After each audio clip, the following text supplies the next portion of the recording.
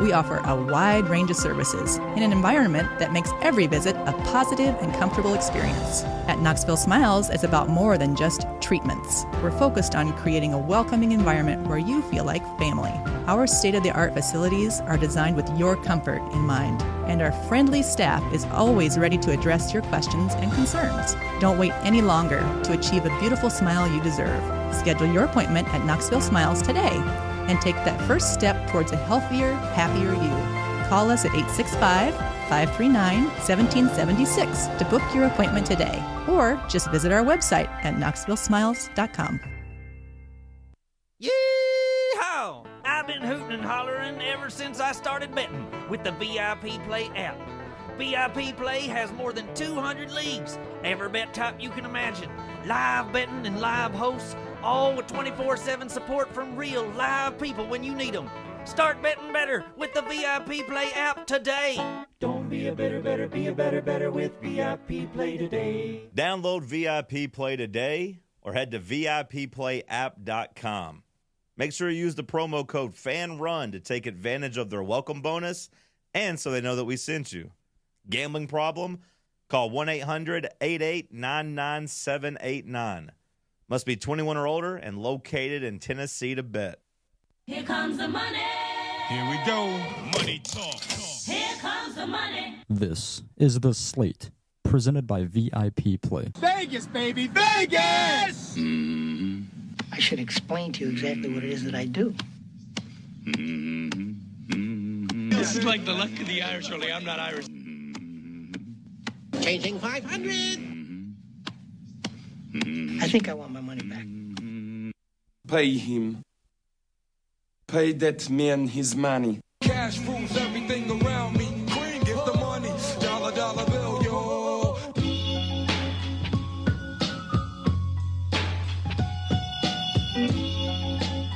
Welcome in. It's the Slate, presented by VIP Play, live from the White Claw Hard Seltzer Studios.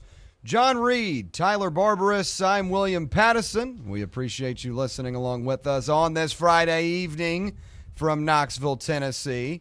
Plenty to cover over the next hour in the gambling world as Game 4 of the NBA Finals goes down tonight in Indiana. A big one for the Thunder, trying to bounce back and avenge the loss in Game 3. We'll also have Tyler's ticket, some analysis on the MLB betting slate tonight, including a name you might be familiar with, Christian Moore. Simo got called up yesterday to the Angels, makes his debut tonight. Tyler will have some analysis on that guy. Best bets at the end of the show, as always. And a light night last night, so not too much to recap, but we'll all have a Tyler's ticket recap from yesterday, just to make sure we're all on the same page here of how we're doing, keeping track of those wagers. But we appreciate you listening along with us. We'll open it up to the crew. John, how are you today on this Friday? Beautiful Friday. Great Friday. Locked, loaded, ready to go. A lot of sports to get to. It was a good night for me to take a night off. Let you guys handle the slate. Snuck out a little early. Good show by you guys. Hopefully, Tyler cashed a couple tickets for the boys and girls, but I'm ready to go tonight. Big weekend ahead. Tyler, how are you? Doing good. Happy to be here on this Friday. Sun's beaming. Got me a little tan earlier today. Okay. Got some color. It's the Mediterranean genes in me, so yeah, okay. It's rather nice. But yeah, happy to be here on this Friday episode of The Slate. Can't wait to talk some sports with you. Good stuff. All right, let's get into about last night. As I told you yesterday, we're in the summer, and there's not a whole lot to gamble on every night. Now, obviously, tonight we've got a big slate with the NBA Finals being on TV. But last night, I didn't really love anything, and I told you, in gambling, it is very important to be selective. Just because there's a game on doesn't necessarily mean you have to throw a bet on it. Obviously, there's a lot of fun in it if you want to have a little bit of entertainment, but you got to pick your spots. You've got to pick what you really like. Last night, I did not like anything on the board. I'll have a couple of bets for tonight. That's for damn sure. But last night, didn't have anything for me. John, any recap from you for yesterday? Nope. Took a night off. I'm ready to go this weekend, though. I got winners coming out my ears for tonight. Uh-oh. We might have a reappearance of the Money Monster. If you joined us on Wednesday, that was an alter ego that John introduced. We'll see if he makes a reappearance later on today. Tyler, your recap from Tyler's ticket yesterday. Yeah, we went 1-1. Not terrible. The Tigers-Orioles under 8 runs was pretty comfortable. Tigers put up a 4 spot, I think, in the 4th inning, which had me a little bit worried, but the Orioles couldn't manufacture any sort of offense against Tarek Skubal, as I predicted. Believe that game ended to be a 4-1 final, so it was a very comfortable hit for us there. And then my other bet, I did have Cardinals first 5 money line. My analysis on that was the fact that the Cardinals were going up against a rookie making his MLB debut who did have a walk issue in the minors. And he did walk 4 batters, but he also had like 8 strikeouts and only gave up a hit. So the Brewers were winning 1-0 at the end of 5. Sonny Gray did his job, but I thought the Cardinals were going to get some more run support there. They didn't, and we lost that one. But 1-1 on the day isn't terrible. Hoping to bounce back and have a positive day today. There you go. That's always what you're looking forward to do. An even night, just a little bit of a loss last night, but a lot of opportunities tonight and this weekend to get back into the green. And something we talked about yesterday was kind of looking at those MLB futures. You told me about the Tigers and the Cubs as 2 teams that you think have good value. And, I think at this point in the season, you can get some good value after you've learned what these teams have looked like through half the season. As the All-Star break coming up here in a couple of weeks, what these teams look like right now could be affected by the trade deadline, and some of these teams could find another ace, could find another guy that they can implement in certain situations. But for the most part, these are what these teams are going to be. The Cubs and Tigers, 2 strong picks yesterday. They're both, I think, plus 600 and above. John, I know you're not a huge MLB guy, but when you look at the futures on VIP play, as we looked at yesterday, the Dodgers still big favorites, or maybe not favorites, but only at plus 250, the favorite to win right now. Do you see any value out of some of these MLB teams that are entering the midway point in the season that might be worth a little bit of a sprinkle on a future? No, but just because we feel preordained to kind of be back with Dodgers and Yankees. I know the Dodgers, only I think 3rd in the NL right now, but I think their talent wins out. I think the Yankees' talent wins out, at least from the teams I'm looking at, and I'm not going to try to fool the audience by pretending like I know any better. I know the Tigers have them an ace, at the top of the rotation, somebody, Skubal, that's basically as good as any pitcher in the sport, but I don't think the rest of their team is ready to be at that championship level. Tyler, who were your Flyers on? Chicago Cubs. Yep, 9-1 right now. I know they've been really impressive, but again, I don't know if I'd take them over the Dodgers when it came time for October to roll around. Yeah, I was saying this to William yesterday. I just think the Cubs are in a position to where they can go out and get a really, really good starting pitcher by the July deadline. I've seen reports that they are interested in that, and they do want to explore that route. And then my other flyer was the Tigers, who we were talking about a lot yesterday. If they get one more impact bat in that lineup, righty or lefty, I think it really takes that team over top. And there are a lot of really, really appealing names in that hitting market. So, yeah, I think those 2 teams, I think they're a step or a player or 2 away from really, really making me confident about it. But I think the value right now in like the plus 800, plus 900 area is just too good to pass up on, and I'm definitely going to monitor the line movement going forward. If I was going to pick one long shot, I just know the Padres have a lot of talent, and they're typically aggressive at going out and trying to acquire talent. They're only 2 games back in their division, and if they go into a series against the Dodgers, they have maybe the best chance in the NL just off of past history. They play them pretty good. So 17-1, I think they got the 5th or 6th best odds there. Maybe worth a sprinkle if I was looking to try to strike it on a future, but I'm not going to be doing that anytime soon. Yeah, Dodgers currently the favorite to win the World Series on VIP play at plus 225, followed up by those Yankees at plus 475. The Tigers and Cubs, two of Tyler's kind of sprinkle picks as we're halfway through the MLB season, plus 650 and plus 900 respectively.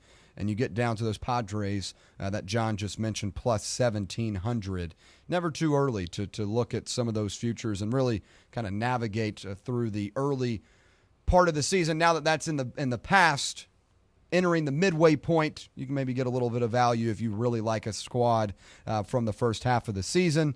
Tyler, I just got a text from one of our listeners. They said, we need another Nerfy.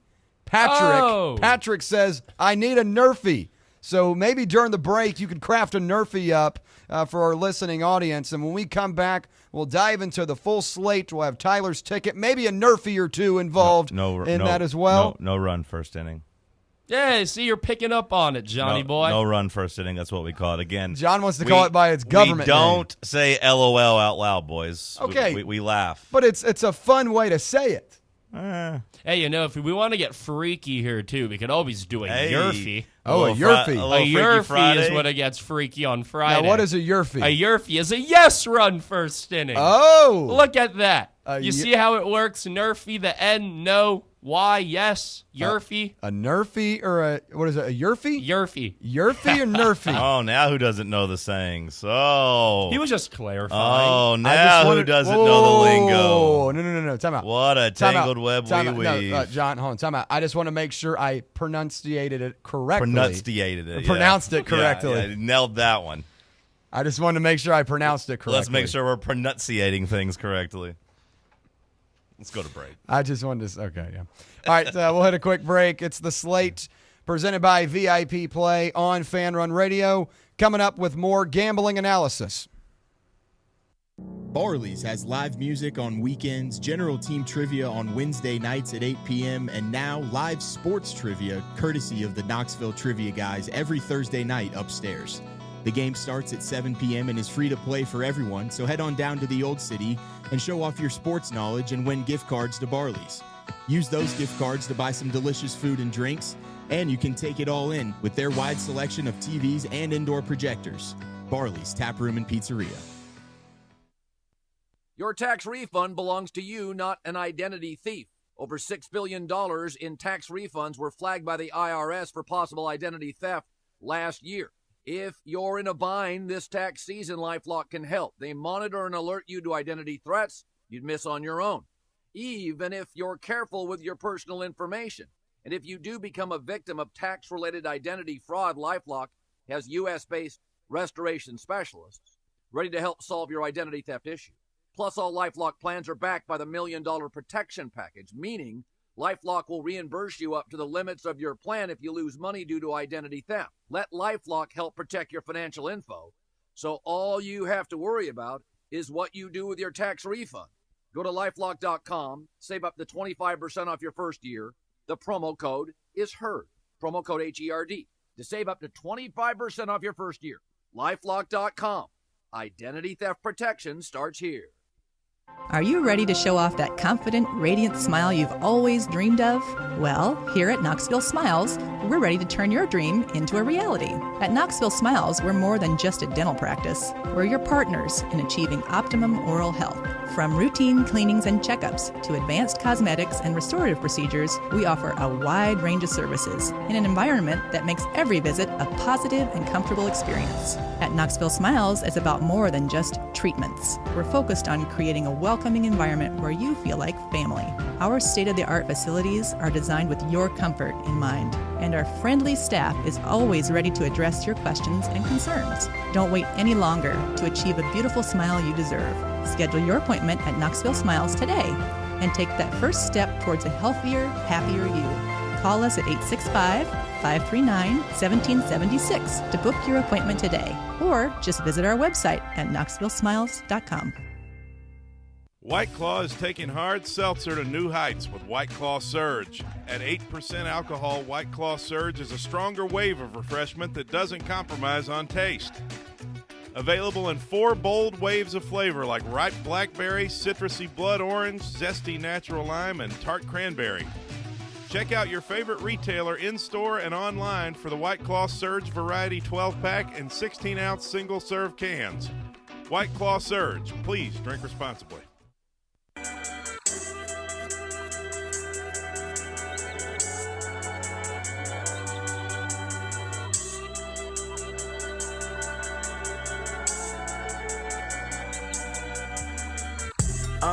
Me and my niggas tryna get it, you bitch. Yeah, bitch. Hit that house, they tell me it's you. All right, back here on the slate, presented by VIP Play. We appreciate you listening along with us, whether it be on the free Fan Run Radio app, 105.7 FM or 1340 AM right here in Knoxville, Tennessee on the local dial, or on the X/YouTube live stream. However you're listening or watching, we do appreciate your time.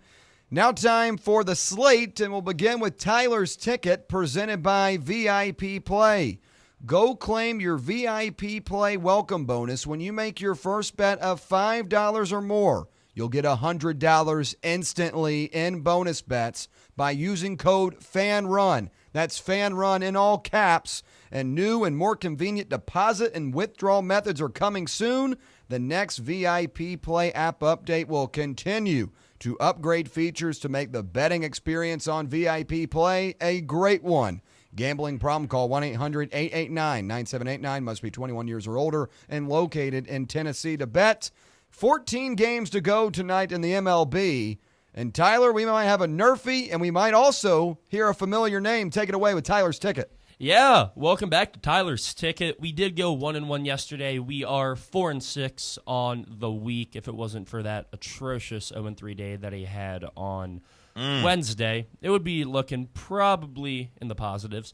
But anyways, we move past that. And today, I want to talk a little bit about an old friend here in Knoxville, Christian Moore. He's making his MLB debut today. Simo! All right, Simo. Give it up for Simo. He's making his MLB debut today for the Los Angeles Angels. They are taking on my Baltimore Orioles in Baltimore, actually. You don't own them.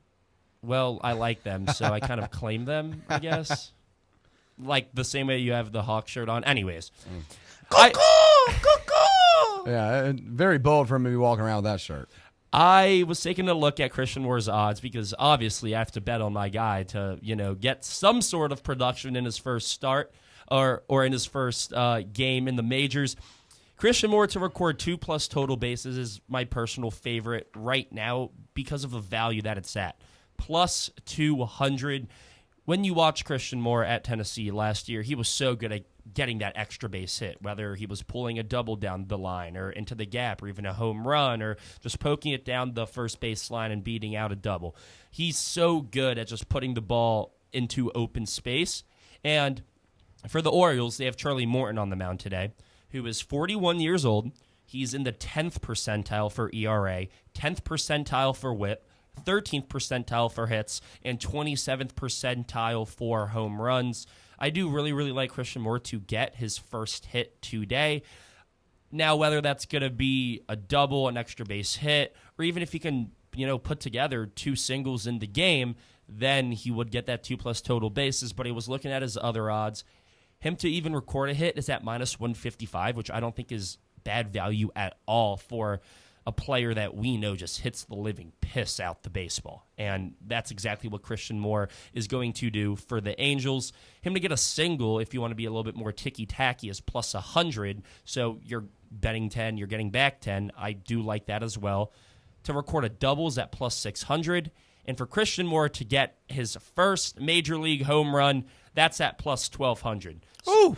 Yeah, it's juicy, isn't it? Oh, I know. Might be worth a little solid bet, but I like what I hear.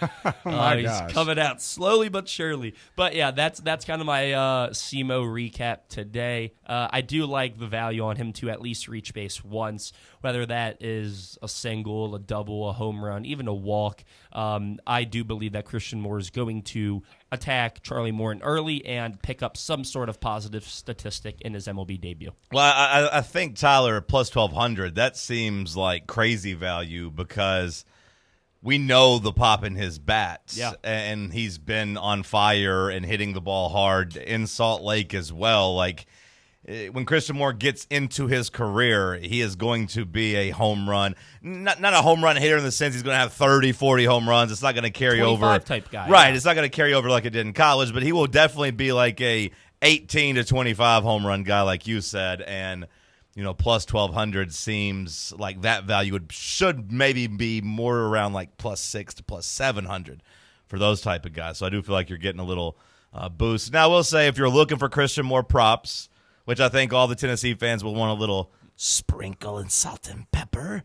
But, keep in mind he is batting 9th in the lineup. So you will be getting, fewer opportunities, of course, down at the bottom of the lineup versus, the guys you typically bet in these base props or in home run props are typically going to be, I would imagine, in the top of the lineup when you bet the big names. Yeah. So he will have fewer at-bats, but 3 chances to get 1 hit, at minus 150. I do like what you like there. And he's guaranteed at least three chances to do that. I also do think it is very favorable for him to be in that 9 hole because he doesn't have as much pressure as he would if he was batting cleanup or higher in the order. I think at 9 he could just stick to his routine, stick to the script, what the analytics say, poke one to opposite field or, pull one down the third baseline. I really, really like these odds for Christian Moore. And that game starts at, I want to say 7:05. That's correct. So you have about 50 minutes if you want to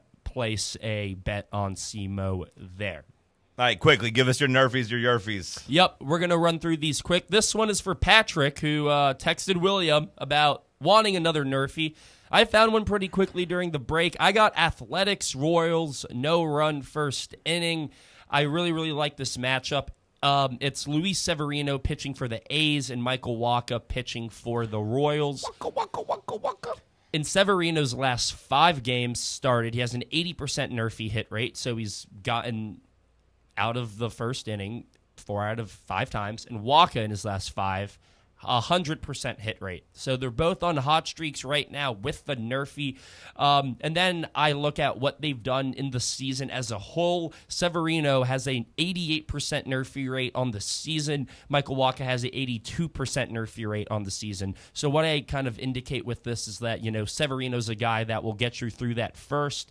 Wacha earlier in the season did give up some first inning runs, but with the streak that he's been on over the past 5, I am very, very confident in that nerfie to cash. That game does start at 8:10, so you have about 2 hours if you wanted to place that and, wait to see if there is any line movement or anything like that.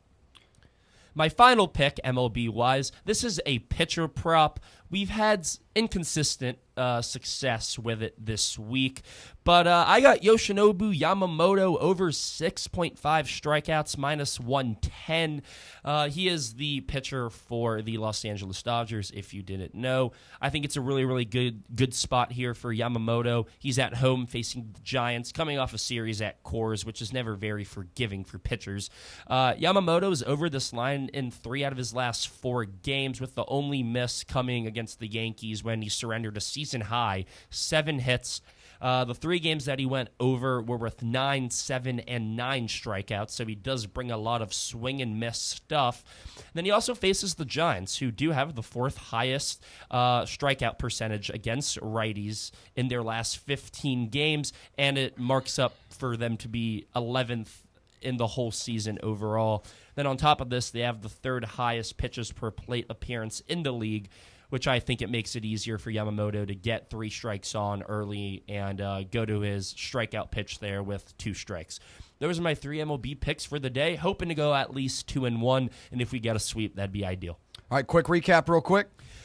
Christian Moore kind of just skimmed over it, but my favorite is for him to record 2+ total bases at plus 200, him to record a hit is at minus 155, a single's at plus 100, and a home run is at plus 1,200.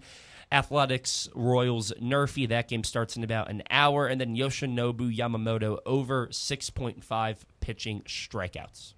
All right, that is Tyler's ticket for the night. Great stuff, Tyler.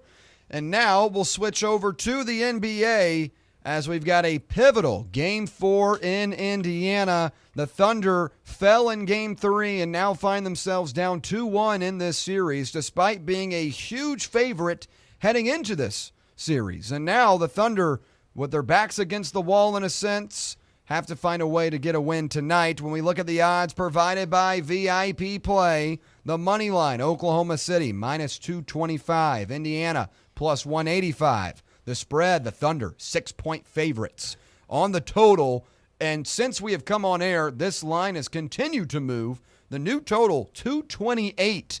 And yesterday when we were on the air, it was at 225.5. And now it has risen almost 3 points, telling me that we might have to trend with that direction as well. We'll begin with the spread, and I am going to continue to back this Thunder team because I think they win the NBA Finals. I think that they are the better team in this series, despite a couple of coaching malfunctions by Mark Daigneault. Did I say that correctly this time? Closer. How do you say it? No, he got it this time. Daigneault? Yeah, I got it right. Daigneault? Yeah, so Tyler, a little preface. I said it incorrectly. I have been saying it incorrectly. Daigneault. I've been saying it wrong in my comments section. Let me know about it. But anyway, I'm backing the Thunder again tonight. And I know they have been horrible on the road against the spread. But I feel like if they win the game, it's going to be, by 7-8 points once again. Daigneault, yes. Yeah, you're in my head now because you've been saying it wrong, and then you made... Okay. Yeah, anyways, moving on. Daigneault. I was sounding it out. If Mark Daigneault there you go. Does not play 7 guys in the second half where his group is sucking wind in the final 6 minutes of the fourth quarter, the Thunder, I think, will be in better condition. Now, the big thing is they cannot allow the Pacers to dictate how this game is played. That's exactly what they did in Game 3. They got to run. They got to get out in transition. And the Thunder got tired out. And the Thunder also had to go up against a different kind of wrinkle defensively from the Pacers, where Andrew Nebhard was picking up damn near full court. And a lot of the Pacers players were picking up and causing pressure, wearing this Thunder team out. Mark Daigneault, tonight you cannot allow for your guys to get worn out and tired and fatigued. Lean on guys like Isaiah Joe. Lean on guys like Aaron Wiggins. You've done it all season long. Trust those guys once again tonight, and I think that's the recipe for the Thunder being able to be at full steam in the final moments. I'm taking the Thunder -6. I'm a big trends guy, John. You know that. Looking at the trend tonight, road favorites of 5.5 or more off a loss are money in this spot. 17-6 against the spread over the last 20 years. 74% hit rate. The Thunder fit that criteria. I'm taking the Thunder -6. John, when you look at the spread, what do you say? Give me that trend one more time, please. Yes, sir. Hold on 1 second. Let me pull it back About up. time I get some damn respect. I have another trend here, too, and it kind of does fit that mold, William. The Thunder have won by 5+ points following 4 out of their 5 losses this postseason. They've been money after a loss, and both these teams have, to be fair. The Pacers haven't lost back-to-back games since March 10th, but the Thunder have been very, very strong as well. The trend I just mentioned, road favorites of 5.5 or more off a loss are money. 17-6 against the spread over the last 20 years. That's a 74% rate. Okay. And yours was what, Tyler? The Thunder have won by 5+ points following 4 out of their 5 losses this postseason, and the spread hovers around that, -5.5? Yeah, it's 6, 5.5 or 6. It's 6 on VIP Play. I'd probably buy, half a point there just to get it at -5.5. Okay, well, round 2 against Denver, Oklahoma City lost Game 3. They came back, won Game 4 by 5 points. That would not be a cover in this scenario. They did not cover in Game 4 against Minnesota after they got blown out in Game 3. They came back, won by 2 points in Game 4 in Minnesota. That would not be a cover here as well. So, I do think the Thunder, again, I keep just going back to the trend, man. They're 0-8 on the road against the spread in the playoffs. This is not a good road team. This team is not playing up to that boogeyman level on the road. Now, against Memphis, they won both games on the road, but I I just want to remind, they were down, how many points, William? What was that Grizzlies lead they blew in Game 3? 30 points at halftime? It was like 29. Yeah, so they were down 29 until Ja Morant got hurt. They came back. They won by 6. They had a chance to close out a Ja Morant-less Grizzlies team on the road. They won by 2 points. They struggled. They were in a similar position against the Nuggets in that series as they are. Exact same position, yeah. Exact same position. You lose a close game. They lost in overtime in the Denver series by 9 points. They lost, this game by 9 points, Game 3, not in overtime, but still the same result. They came back in that Denver game, and I remember thinking, hey, this team is going to come out. They're going to flex their muscle. They're going to show they're this 68-win team. They're going to hit this gear everyone's been talking about. And then I looked up in the fourth quarter, and they're down 6 points.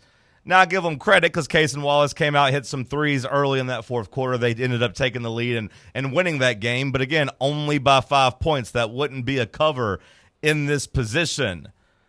Minnesota killed them in Game 3 by 42, and they came out, and that game was a back-and-forth, final minute game. They end up winning by 2. And then, of course, we know what happened on Wednesday night against the Pacers where, I said it before the series, I buy into Indiana. I buy into their depth way more than I buy into the Thunder's depth. I think SGA clears.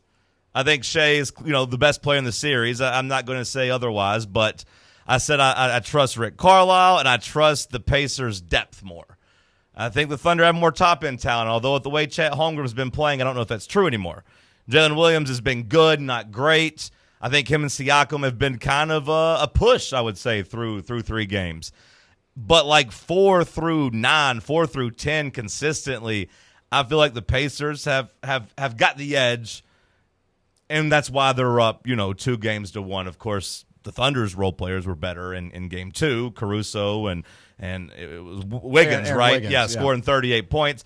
Those guys morphed back into pumpkins, and it was guys like Benedict Mathurin and T.J. McConnell and Obi Toppin, at least in the fourth quarter, taking over that game. I look here in Game 4, and I know you had 20 years of data, but like this Thunder team right here has not responded well in this position. They have not been good on the road in the playoffs, and they are going to be going in to an absolute hornet's nest tonight. Like, I do think this Pacers crowd is obviously going to be revved up. No car racing, pun intended. They were loud in Game 3, and I think that played a big factor. The Thunder came out in Game 3 and went on a quick 8-0 run to start the third quarter, kind of tried to start taking control of that game.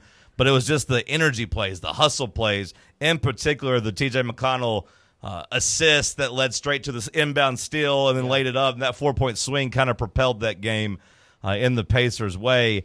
I'm not saying the Thunder don't win this game, but like I've seen them win close games and not cover. So I'm leaning towards Pacers here, 6.5. I like them at home to come out, to try to get out and run. And, again, I just trust their depth more, and I think they're going to be playing with more energy and playing faster, and I think that lends towards the Pacers' credits in their direction more. Tyler?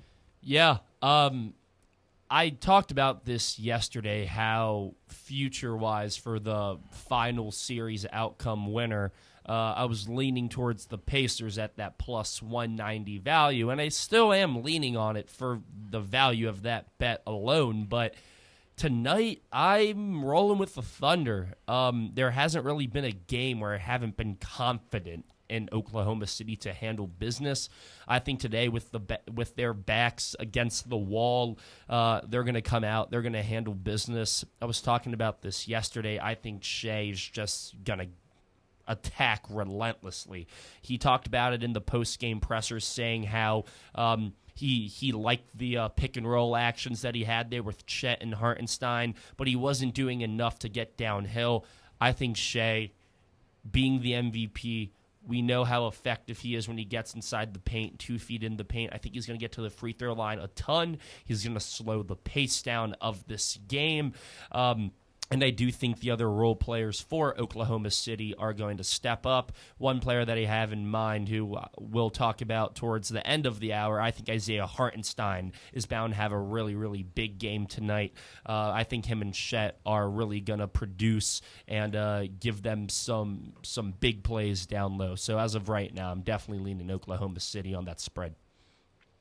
Go ahead and ask about the total, because I imagine that's where you're going next. Yes. So my thought here kind of relates to the total, but go ahead and set it up for me.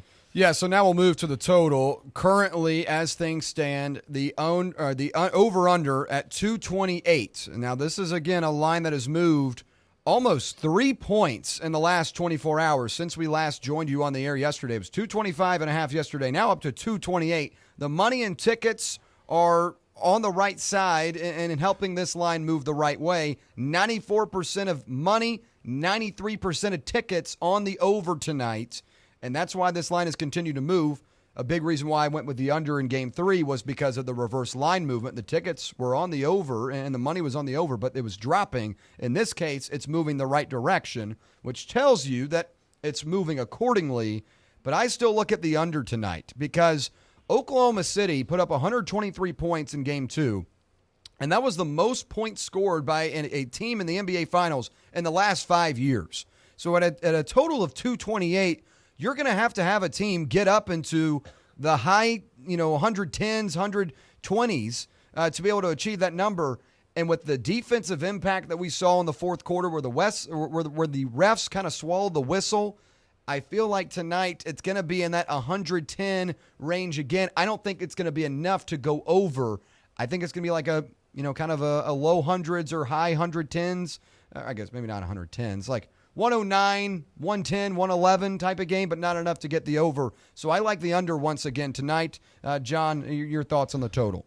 Well, I think the game, especially Game 3, was trending to go over. And it was. Until the Thunder just kind of, inexplicably came out with 18 points. The Pacers in the third quarter scoring 20. But look, hey, you got to be able to – that's the thing about these high overs is that you can't really afford to take quarters off. So, sometimes all it takes to cash is, a one low-scoring quarter or one team comes out and scores 18 points.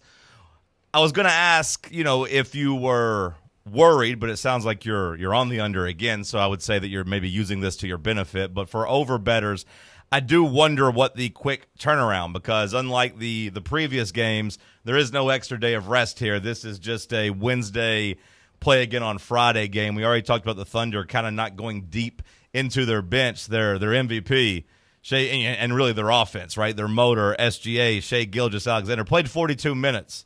That's a big ask, and those were 42 physical minutes because, his Canadian teammates, Andrew Nembhard, is rotting him and kind of knows all of his tricks and is trying to get under his skin and be physical with him. And then they take time, turns throwing more size at him with Mathurin and Nesmith and just giving him different looks. Part of the reason I like the Pacers is I do think that short turnaround is going to play to the deeper team, which I said I think the Pacers, especially at home, are the deeper team. That makes me lean, again, towards the under. Not playing it, not a best bet, but I do feel like the game's going to be played in the high hundreds, not into the teens, not into the 20s. Yeah. Don't feel good about either of the numbers. Like I said, not playing it, but if I had to pick a side, I would ride with William and take the under there. And let me mention this as well, because you mentioned kind of the anomaly quarters where the Thunder only score 18, where the Pacers score 20 in the third quarter. The Indiana Pacers only had 45 points in the first two quarters of Game 1 and only had 41 points in the first two quarters of Game 2. They had 40 points in the second quarter of Game 3 alone. So that was a bit of an anomaly as well. I would like to see what their scoring output typically is at home, though, because I felt like the first two games were more abnormal for the way they've been playing, especially the back half of the year and in the playoffs. They've been a team that's consistently been in the teens.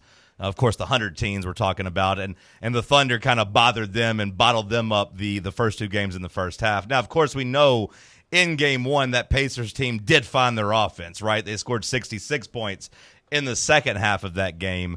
So I don't know what to make of it, because I do think the Pacers are getting good looks. I didn't think guys were hitting shots in Oklahoma City. All of a sudden you had at least one guy in particular in Mathurin step up, and Halliburton was more aggressive in creating and shooting jumpers and forcing the issue a little bit, which is what I wanted to see from him. He came out, started shooting some threes, started doing some ISO one-on-one pull-ups, and I did think that helped the Pacers offense.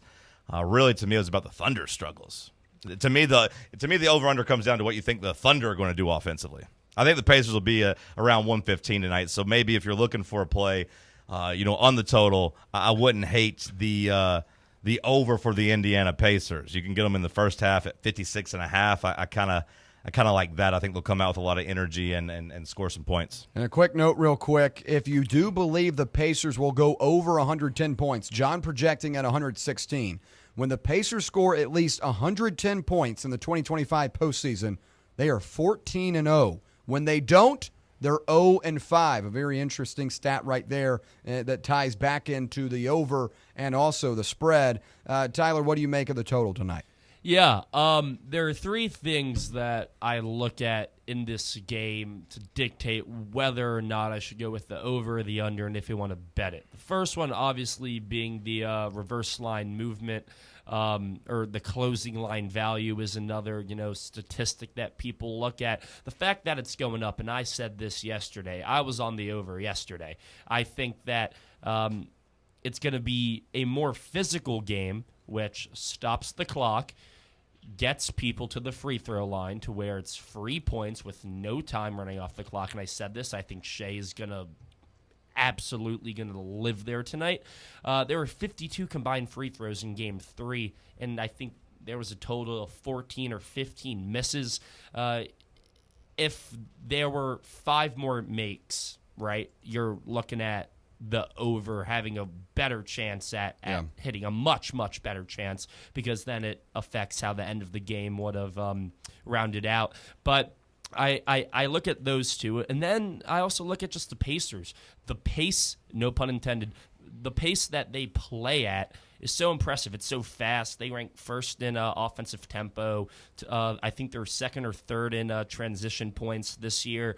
They know how to get up and down. And in a game like this, where the Thunder only played 7 players in that second half, and you kind of have a short turnaround with Game 3 being on Wednesday and Game 5 being on Friday, some players could be a little bit fatigued, and it'll be harder to, get back and transition and play defense. And I think the Pacers are going to look to break out early. So right now I'm still siding with the over because of the pace of play that Indiana plays with, and the fact that I think that a lot of players are going to get to the free throw line, because this is a do-or-die game for both teams. If Oklahoma City wins, then now the Pacers are like, well, dang, we just missed an opportunity to really, really put our foot on their necks. And then if Indiana wins, then Oklahoma City is close to done for. So I think there will be a lot more urgency, a lot more physical style of play, but I do think Indiana's going to stay true to their roots, play fast, and I think there are going to be other players that step up, make big shots. I'm leaning on the over right now, but I'm not going to bet it until maybe 5-10 minutes before the tip-off. We'll move now to the props of the night, and there are plenty of good props out there. I'll begin with my 2. I'm going with 4 bets once again tonight. I've got to stack up on these NBA games. Begin with Alex Caruso, over 12.5 points and assists. Now, the theme of this series for both teams has been the role players. In Game 1, it was Obi Toppin and Lou Dort. It was 50-50, and that game came down to the wire. In Game 2, it was Alex Caruso and Aaron Wiggins. In Game 3, it was Benedict Mathurin and T.J. McConnell. The Thunder are going to need those type of complementary productive nights from their role players. And I feel like Alex Caruso, with the 12.5 points and assists, has an opportunity to go over. Not only just getting those corner threes, but also as a playmaker, as a passer. He leads the Thunder this season in passes made, and you're going to have a ton of opportunities. As the Thunder like to do these kind of small screens to where Caruso is kind of able to chisel his way out and then kind of become that playmaker. I like the opportunities that you have there with Caruso outside of what he even can do as a scorer. I like the opportunities there with assist. Secondly, Miles Turner over 13.5 points. Now, he was a little sick in Game 3, but he was still really, really impactful as that game went down. Finished with 9 points. But you talked about Isaiah Hartenstein having a big impact. I personally totally disagree, because the Pacers have found a way to totally take advantage of that drop zone coverage defense with Hartenstein in it. And that allows for Miles Turner to have a little bit more wiggle room down low when Hartenstein's not on the court. And I think he wins that matchup with Chet. I like Miles Turner over 13.5 points. All it comes down to is hitting shots off those screens, because there's going to be a lot of attention on Tyrese Halliburton. Also, Alex Caruso over 12.5 points and assists. John? I'm going with Benedict Mathurin tonight. I think, look, this might be an overreaction to him going out and scoring 27, but, I thought in Game 2 he scored 14 and kind of showed some flashes, and I think he's such a wrinkle for what the Pacers currently have in terms of their ball movement. Like when Halliburton's running it, he's running it up. They're trying to get in transition. The ball is whipping around. And then it comes to Mathurin, sometimes just like, hey, I'm going to take my guy one-on-one. I'm going to put my head down, get to the rim. I'm going to force the issue. He reminds me a lot right now playing like Golden State, when they finally got, I'm slipping on the name. Who was the guy from Golden State off the bench that was cup Sean Livingston? No. Sean Livingston. I'm not talking about 2015. Which year? This last year, the bench player that came in and had to be their one-on-one scorer after Curry went down. Pods? He'd been benched. No, Buddy Hield. No, the other guy had been benched. They'd given up Kuminga. Jonathan Kuminga. Jonathan Kuminga, thank you. And Kuminga, it seemed like he remained undervalued despite, the eye test saying like, hey, when he gets the ball, he's not looking to pass. He's not looking to facilitate. He's out there to do some one-on-one scoring for them. I think Mathurin's in a similar zone to that. Right now in VIP play, only 10.5 points. He scored 27 in Game 3, but he scored 14 in Game 2, and that's all we need. He did had a couple explosions against the Knicks as well, scoring 20 and 23. He did that a couple times against the Cavs as well, so he's shown that he can go out and score, and I do think he is a player that plays off the crowd, and I do think he'll have an extra gear, and like I said, just kind of put his head down and get to the rim. If he gets his 8 free throw attempts that he got in Game 3, this is an easy cash. But as long as he can get 4, 5, 6 of them, I feel really good about that. So I like Benedict Mathurin to get over 10.5 points. Mathurin coming off a performance where he scored 27 points in 22 minutes. The Pacers were plus 16 with him on the court, tied a Pacers postseason record for points off the bench. Well, along with that, I just think that he's going to start getting more minutes too. Like you saw Nesmith's minutes kind of shrink a bit because Nesmith more of the spot up shooter, not so much the go get us a bucket shooter. And look, I think whenever, just from a stylistic, if I'm Rick Carlisle and I am a really good coach, Aaron Nesmith's effective when the ball is moving. Aaron Nesmith is effective whenever Halliburton's able to create. They're doing a good job of guarding Halliburton for the most part. I know his stats were really good in Game 3. That's why I think Mathurin becomes so much more valuable in this series because, again, he can take any of those Thunder guys one-on-one, or at least he thinks he can, and sometimes thinking you can and putting your head down and making the refs swallow the whistle or blow the foul, like sometimes that's all you need, and I think he's going to become more valuable tonight than Nesmith. That's why I really, really like the 10.5. All right, good stuff. Over the break, we'll put it all in writing and give our best bets when we return right here on the Slate, presented by VIP Play on Fan Run Radio.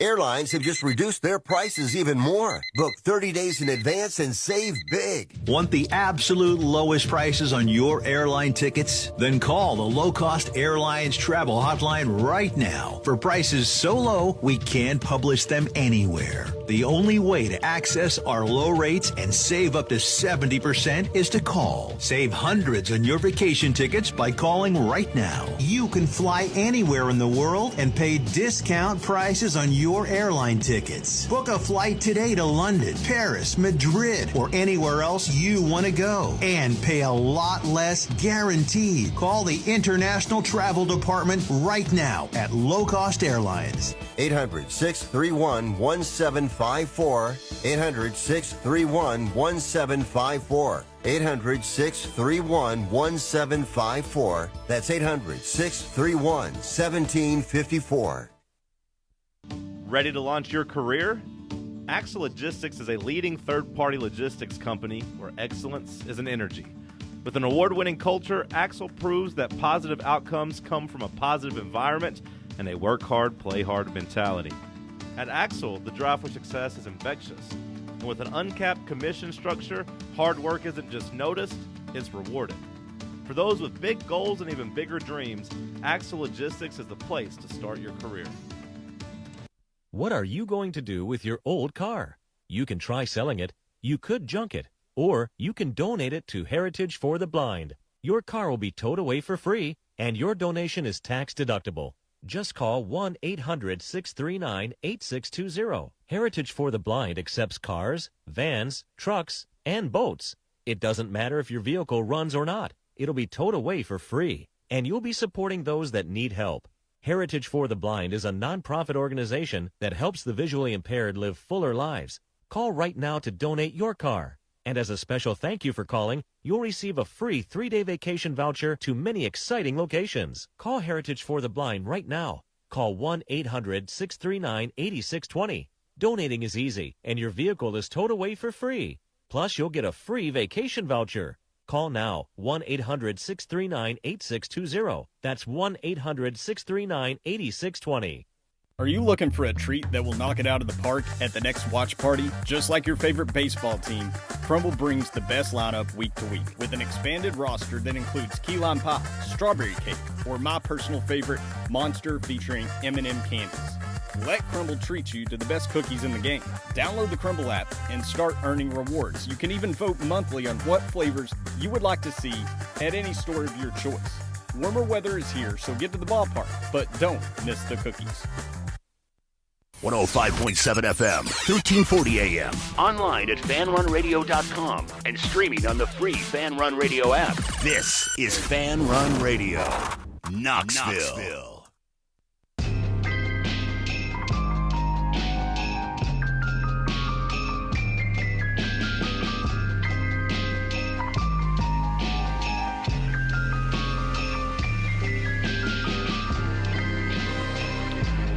All right, back here on the Slate, presented by VIP Play. Now time for our best bets of the night. I'll begin with mine. Thunder -6, the under 228. Alex Caruso over 12.5 points and assist. Miles Turner over 13.5 points. Gave all the analysis in the prior segments, so hopefully you were listening along. I'm not going to go into every one of them once again, but my 4 best bets to recap: Thunder -6, the under 228 tonight in the NBA Finals. Alex Caruso over 12.5 points and assists. Miles Turner over 13.5 points. John? Benedict Mathurin over 10.5. I already said the Pacers, to get the +6 cover. Couple things I like.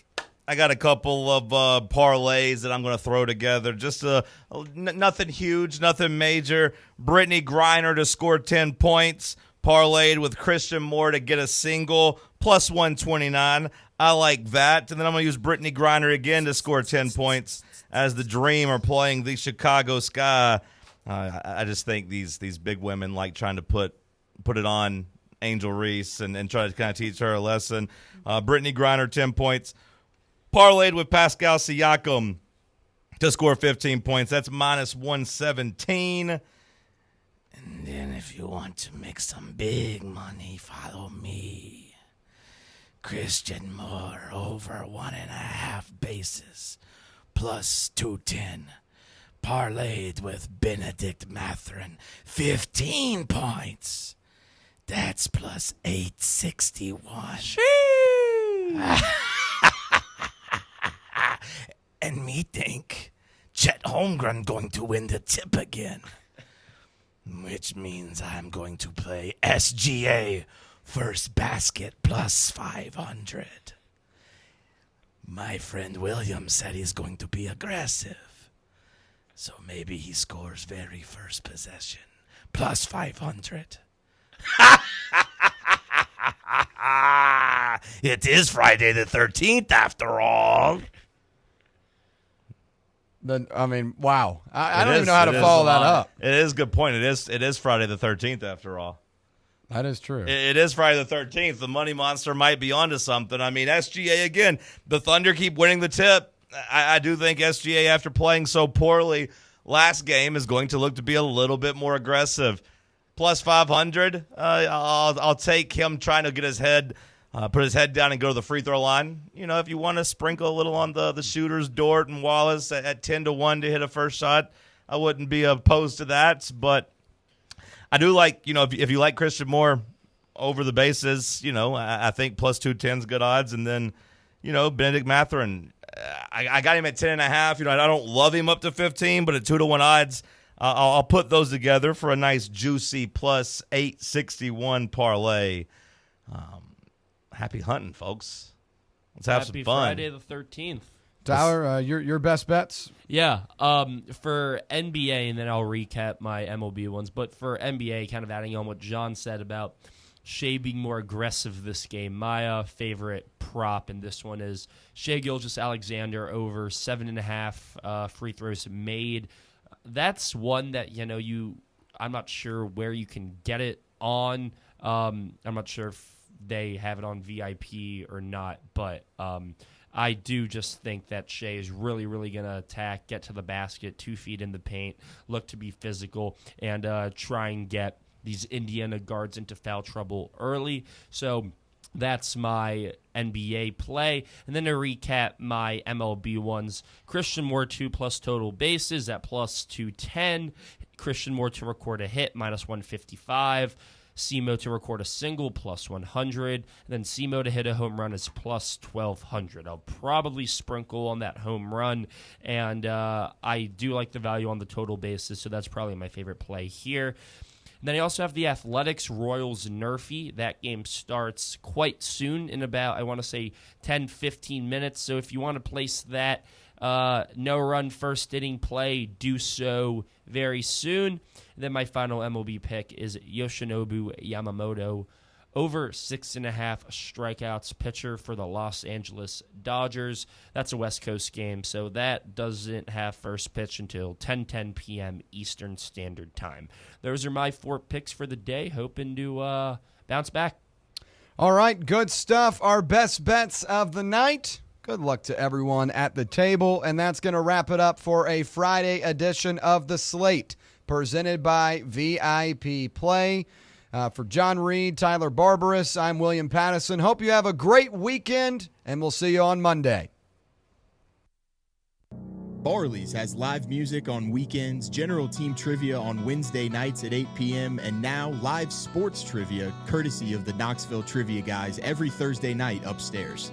The game starts at 7 p.m. and is free to play for everyone, so head on down to the Old City and show off your sports knowledge and